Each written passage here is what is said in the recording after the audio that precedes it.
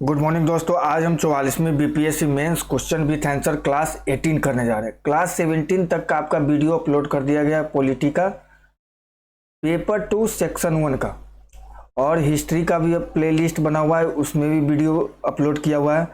ये आपके एग्जाम के दृष्टिकोण से बीपीएससी मेंस 70 के लिए काफ़ी महत्वपूर्ण है, तो एक बार आप इसको नज़र देखिए और अपने शब्दों में लिखने का प्रयास करिए। तो ज़्यादा से ज़्यादा चैनल को शेयर करिए, सब्सक्राइब करिए। और लूसेंट का और एनसीईआरटी साइंस का भी वीडियो अपलोड कर दिया गया है। तो चलिए देखते हैं आज का क्लास। 44वीं बीपीएससी मुख्य परीक्षा 2002। क्वेश्चन नंबर फर्स्ट, भारत में संविधान संशोधन प्रक्रिया है। 73वें संविधान संशोधन की मुख्य धाराओं का वर्णन करें। अब तक भारतीय संविधान में कितने संशोधन हो चुके हैं?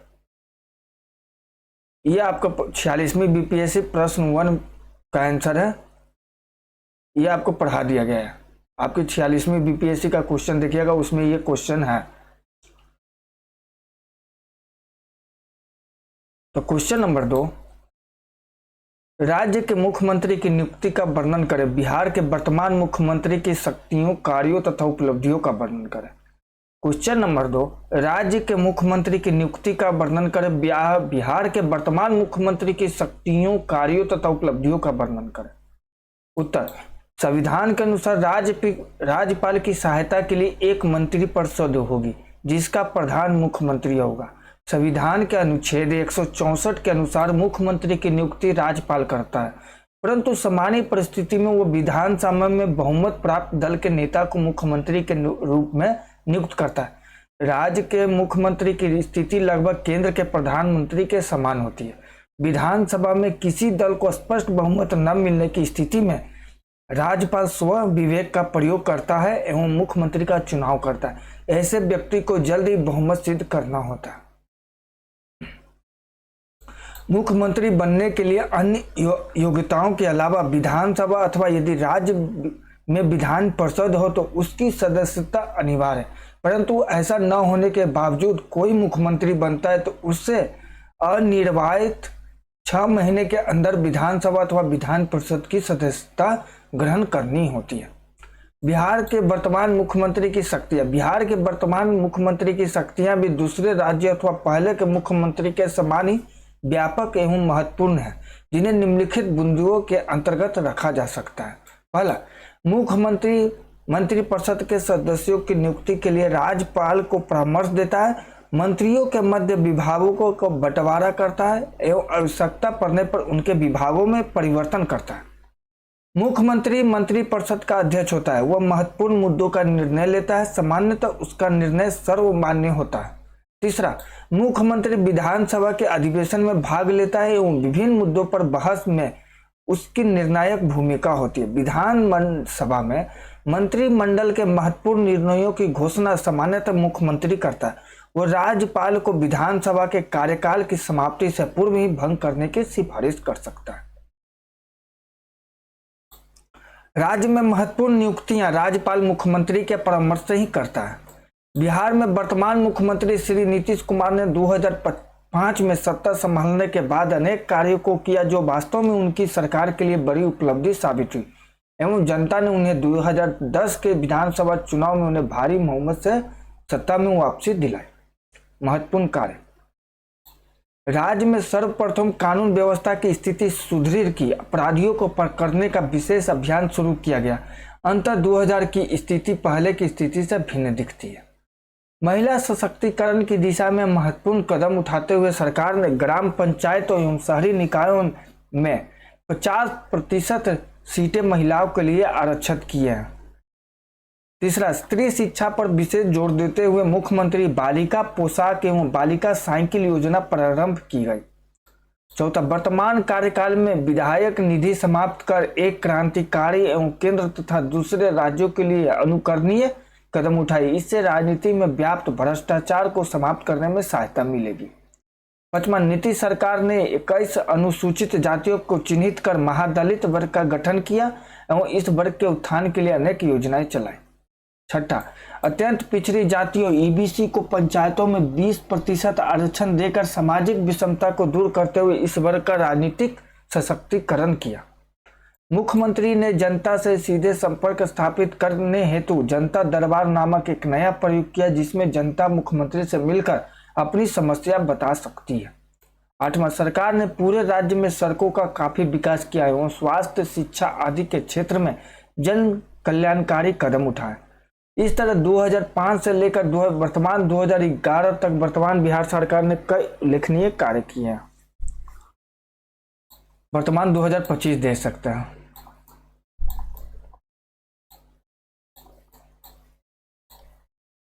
की टू रिमेंबर, राज्यपाल विधानसभा के बहुमत प्राप्त दल के नेता को मुख्यमंत्री के रूप में नियुक्त करता है।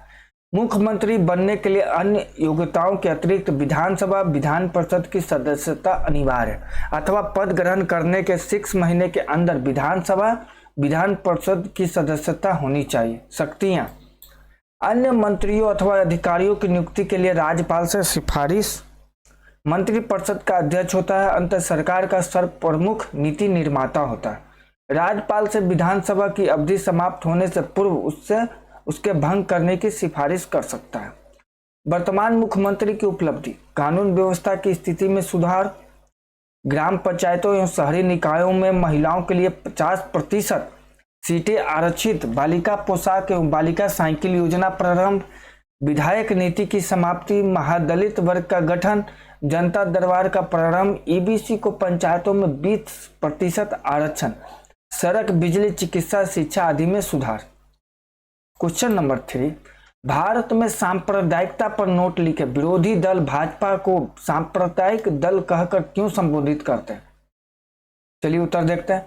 अपने संप्रदाय अथवा धर्म की श्रेष्ठता के उन्माद में दूसरे संप्रदाय धर्म से घृणा अथवा द्वेष रखना तथा फैलाना, जिसके परिणाम स्वरूप विभिन्न धर्मों संप्रदायों के मध्य कटुता, द्वेष, घृणा आदि उत्पन्न हो जाती है, संप्रदायवाद कहलाती है। संप्रदायों के मध्य ऐसी कटुता कभी कभी व्यापक हिंसा का रूप धारण कर लेती है। संप्रदायों के मध्य ऐसी मानसिकता को सांप्रदायिकता कहते हैं तथा सांप्रदायिकता को बढ़ावा देने अथवा फैलाने वाले दल, संगठन अथवा व्यक्ति को सांप्रदायिक कहते हैं। सांप्रदायिकता एक नई अवधारणा है जिसका उद्भव एवं विकास मूलतः अंग्रेजों के समय में हुआ। यद्यपि अंग्रेजों से पहले भी विभिन्न संप्रदायों के मध्य टकराव की स्थिति थी, लेकिन अंग्रेजों ने विशेष रणनीति के तहत अपने फायदे के लिए सांप्रदायिकता का उपयोग किया। 1857 की क्रांति तथा बहावी आंदोलन के बाद अंग्रेजों ने मुस्लिमों का दमन किया। इस दौरान विभिन्न क्षेत्रों में हिंदुओं का विकास हुआ और वे प्रबुद्ध बन गए एवं विभिन्न संगठनों का गठन कर सरकार विरोधी मुहिम का नेतृत्व करने लगे। 1885 ईस्वी में कांग्रेस का गठन हुआ, जिसके अधिकांश नेता उच्च वर्गीय हिंदू थे। अतः अधिकतर मुसलमान अंग्रेज विरोधी आंदोलनों में सक्रिय भाग नहीं ले सके। अंग्रेजों ने भी हिंदू मुसलमानों के मध्य फूट डालने की रणनीति के तहत बंगाल विभाजन किया एवं 1906 में मुस्लिम लीग की स्थापना में सहयोग किया। अंग्रेजों के मुस्लिमों के रहनुमा बनने की रणनीति के कारण अधिकांश मुस्लिम कांग्रेस एवं अन्य संगठनों को हिंदू संगठन मानने लगे और इनके बीच दूरी बढ़ती गई। यद्यपि गांधी जी एवं अन्य नेताओं ने हिंदू मुस्लिम एकता पर जोर दिया, लेकिन जिन्ना जैसे मुस्लिम नेताओं ने अपने निजी स्वार्थ के लिए ऐसा नहीं होने दिया। इस बढ़ती दूरी और सांप्रदायिक द्वेष का विस्फोट भारत विभाजन के रूप में दिखा, जिसके बाद हुए सांप्रदायिक हिंसा में लाखों लोगों की जानें गई और धन संपदा की क्षति हुई। स्वतंत्रता के बाद भी सांप्रदायिकता का जहर भारत में विद्यमान रहा। 1984 ईस्वी के सिख विरोधी दंगे में सांप्रदायिकता का क्रूर रूप दिखा, जहां लाखों सिखों की जानें गई। गुजरात का गोधरा कांड सांप्रदायिक हिंसा का एक अन्य गंभीर उदाहरण है। धर्म प्रचारक मिशनरियों के साथ भी सांप्रदायिक हिंसा की कई घटनाएं होती रहती है। भारत अनेक धर्मों वाला देश है तथा यहाँ रहने वाले प्रत्येक धर्मावलंबी का इस पर समान अधिकार है। हमें धार्मिक कट्टरता से ऊपर उठकर आचरण करना होगा। विरोधी दल अक्सर भाजपा को सांप्रदायिक पार्टी कहकर इसका राजनीतिक विरोध करते हैं, परंतु विरोधी दलों का यह आचरण वास्तविकता से ज्यादा राजनीतिक है। अल्पसंख्यकों को वोट बैंक की तरह इस्तेमाल करने वाली राजनीतिक पार्टियां इस प्रकार के हथकंडे अपनाती रही है। परंतु विरोधी दलों को ऐसा कहने का मौका इसलिए मिलता है क्योंकि भाजपा का संबंध राष्ट्रीय स्वयं सेवक संघ आरएसएस से है, जिससे कुछ दल कट्टर हिंदूवादी संगठन मानते हैं। दूसरी बात, भाजपा के कुछ नेताओं का नाम बाबरी मस्जिद विध्वंस घटना में रहा। इनकी बातों को मुद्दा बनाकर विरोधी पार्टी भाजपा को सांप्रदायिक पार्टी कहती है। की टू रिमेंबर, सांप्रदायिक का अर्थ समझे उद्भव, विकास एवं परिणाम।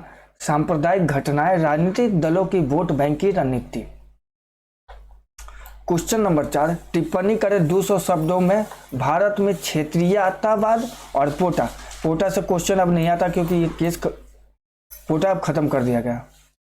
तो टिप्पणी कीजिए प्रत्येक 200 शब्दों में भारत में क्षेत्रीयवाद। तो क्षेत्रीयवाद कब पढ़ते हैं?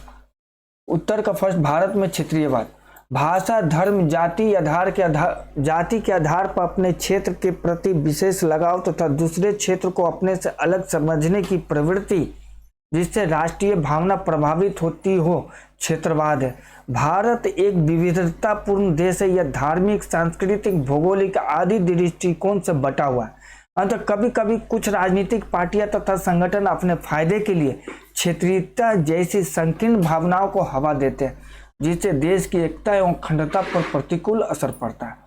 आज़ादी के पहले अंग्रेजों की नीति के कारण लोगों में क्षेत्रीयता की भावना प्रबल थी। उन्होंने सेना में रेजिमेंटों का निर्माण भी क्षेत्रीयता के आधार पर किया, जैसे Bengal regiment, Sikh regiment, Maratha regiment आदि।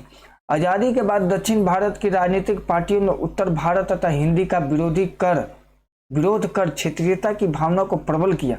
पूर्वोत्तर के राज्यों में क्षेत्रीयता की भावना को प्रबल करने में उल्फा जैसे संगठन काम कर रहे हैं।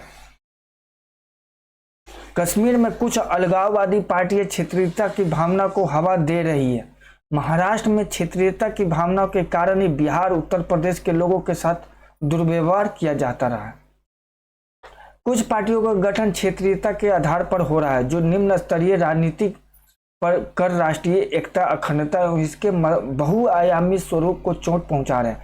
भारत में क्षेत्रीयवाद की प्रवृत्ति तेज होती जा रही है। इसका प्रभाव देश की राजनीति तथा आर्थिक विकास पर पड़ रहा है।